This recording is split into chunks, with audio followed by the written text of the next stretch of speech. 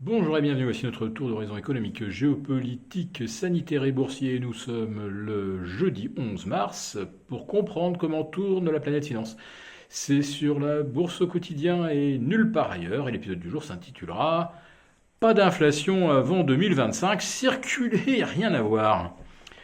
Oui, Christine Lagarde nous a rassurés. Alors l'inflation, c'était le sujet sur lequel tous les journalistes financiers l'attendaient. Eh bien, ils n'ont pas fait le voyage pour rien. Ou non, plutôt, ils ne sont pas restés derrière leurs écrans pour rien. Car Christine Lagarde faisait sa conférence de presse devant des chaises vides et les journalistes intervenaient par vidéo. Donc, je vous la fais courte. Donc, 2021. L'inflation avait été estimée un petit peu légèrement à 1% en décembre dernier. Eh bien, la BCE relève sa prévision à 1,5%. Mais rassurez-vous, dès 2022, l'inflation retombe vers 1,2 et puis elle remonte péniblement vers 1,4 en 2023, ce qui laisse encore de la marge pour atteindre les 2%. Probablement pas en 2024, vu le rythme de la progression entre 2022 et 2023, donc pas d'inflation avant 2025. Voilà. Je le répète, circuler et rien à voir. Alors les marchés obligataires ont l'air d'y croire, figurez-vous, puisque le rendement de nos OAT est retombé sous les moins 0,10, celui des Bunds allemands sous les moins 0,35, et sur le 10 ans US, on est actuellement en deçà de 1,50. Voilà. C'est pas directement lié aux déclarations de Christine Lagarde, mais au sentiment qu'effectivement, on a peut-être un petit peu surjoué la thématique inflationniste sur le court terme. Bon, la détente de taux, ça c'est une bonne nouvelle pour l'or qui remonte maintenant tout près des 1740 dollars l'once, après avoir bel et bien testé un bon support entre 1680 et 1690. Et si on parvient à refranchir les 1740, eh bien, c'est plutôt bon signe. Mais attendez, si on franchit les 1740 dollars, est-ce que ça ne serait pas que l'on anticipe quand même de l'inflation et plus de 2% avant 2023. Même chose pour l'argent qui repasse au-dessus des 26 dollars l'once. Oui, l'inflation, on n'a effectivement pas fini d'en débattre. Et les anticipations des marchés obligataires, même si elles paraissent moins tranchées aujourd'hui qu'elles ne l'étaient vendredi dernier, l'écart de rendement entre le 2 mois, 3 mois et le 30 ans montre quand même qu'on est sur les anticipations les plus radicales qu'on ait observées depuis, je pense, une bonne dizaine d'années.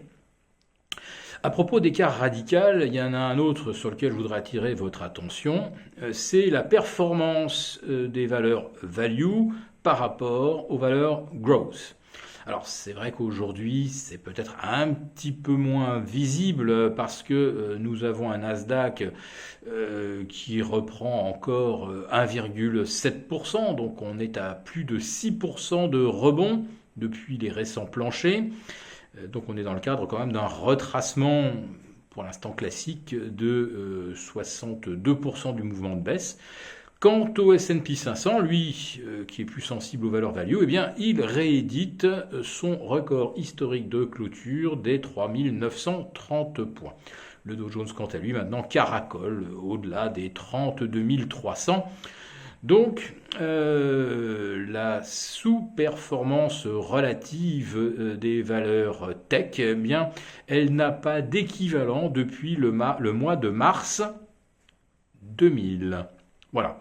Donc, c'était effectivement plus tranché encore il y a une semaine, mais 4 séances plus tard, on ne peut pas dire que le phénomène de rotation se démente et que le rythme soit très, très inférieur à ce qu'on avait pu observer 20 ans auparavant. Donc il faudra quand même en tenir compte.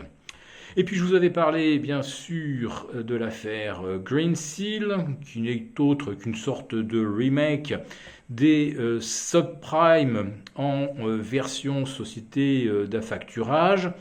En fait, les mécanismes, je ne vais pas revenir en détail là-dessus, mais si vous voulez, pendant la crise des subprimes, vous aviez des assureurs crédits qui s'improvisaient assureurs alors qu'ils n'avaient pas du tout les moyens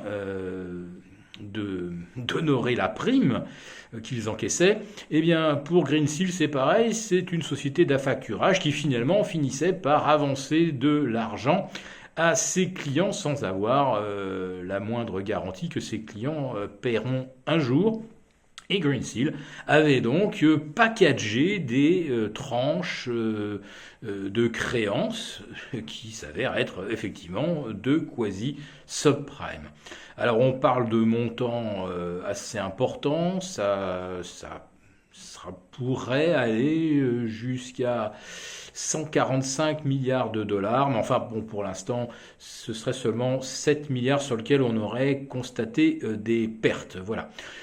Cela dit, il va quand même falloir que quelqu'un mette la main à la poche. Allez, on parie que ça sera probablement une banque centrale. Voilà. Donc, le CAC 40 renoue avec les 6000, le CAC 40 Global Return avec les 16 650, on a même inscrit un nouveau record absolu à 16 765 points. Niveau de résistance majeur sur le CAC, sur le S&P 500 et même sur le Nasdaq à 60% de rebond. Voilà, donc relisez bien les alertes qu'ont reçues nos abonnés de la lettre confidentielle. À demain.